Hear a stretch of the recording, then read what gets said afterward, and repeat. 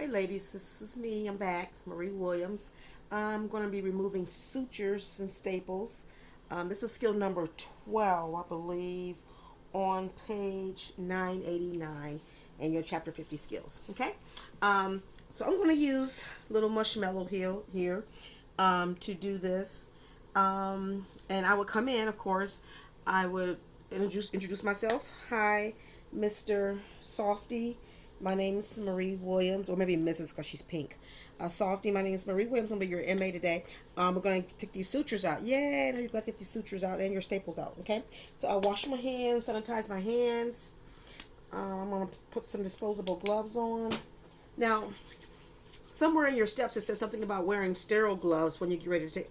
I don't ever remember wearing sterile gloves, even in real life when I took out sutures or staples. So I'm not for sure exactly where that came from. Would you have me? Okay, so I had her grab me a tissue. This is going to be for when I take my staples out. Usually, you just use a 4x4, one of the 4x4 dressings that I gave you, or something like that, or 2x2. Okay, wash my hands, sanitize my hands. I'm going to put some gloves on. Got a pair of scissors, a pair of forceps, which I'm using tweezers for my forceps. Okay, all right. You want to take. Usually we use betadine swabs. I'm not going to open this up. Usually use betadine swabs because you're just going to kind of clean the area. I gave you guys a couple sterile Q-tips, and so you could just use those to demo what you're going to be doing here. Okay, peel. It says peel. Peel, peel, peel.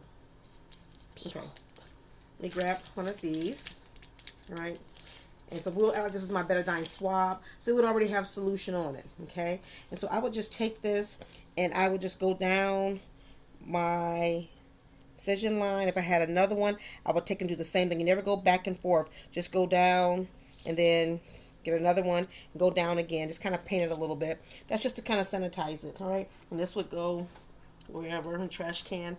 And then I would just take out the staples first. So whatever you have at home that you can use. My husband suggested a butter knife. I think my daughter has mentioned pliers. You can use tweezers, scissors maybe, to take out the staples. I'm actually going to use a staple remover, okay? Because that's what I have here. So whatever you have at home that you think you could use. So I'm going to go underneath here with the teeth. Two bottom teeth here. Go right underneath there. When I clamp down on this, clamp comes right out, okay? Put it over there. You want to keep track of how many you take out. Just do the same thing here for the next one. Pinch down. It comes out like looks like little bat wings. Right there in the center. You just clamp down. They come right out. These can be a little tricky. Oops, sorry. Guess this thing that I'm using is so soft. So I said you could use fruit. Might be a little easier. Grab here, clamp down, pull it out. So whatever you can do to get those out. Okay, now that's for that. Now we're gonna take out the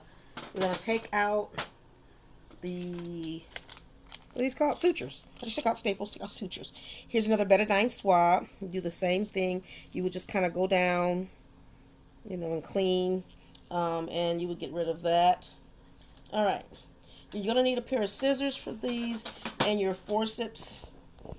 Or they call them forceps, tweezers is what I'm using. Okay, now let's do this first. The ones with a knot in the center. Okay, usually you just kind of grab underneath there, honestly, and just cut the knot right underneath the knot. Okay, then you can go and get the rest of this if you have little things left there. Just kind of grab that out the way. Okay, so you just kind of go grab. My knot actually came out. Okay, so I'll just pull that on out. Oops, that one came out too. Sorry. Just pull that out. You try your best to cut where whatever's been on the outside of the skin doesn't go back through. I didn't do the best job there. And then we just have this one here. So like this is here. like this. So what I want to do is cut down here, that in, okay, and bring this through. Or you can go the opposite way, okay, because I'm trying to, whatever was sticking out, I'm trying not to make it go back through through the skin so that I won't cause infection. Okay, I'm gonna try to send you a little, I may send you a suture removal video also, just to kind of support what I was trying to say that I didn't accomplish as well. Okay, and look at the skin area, make sure it's okay. Doctor may order some steri strips or something like that to put on them. It just depends on the doctor. Things like that he may want to do. Okay, so that's removing staples and removing sutures. Two different types of sutures I removed, and I think that is it.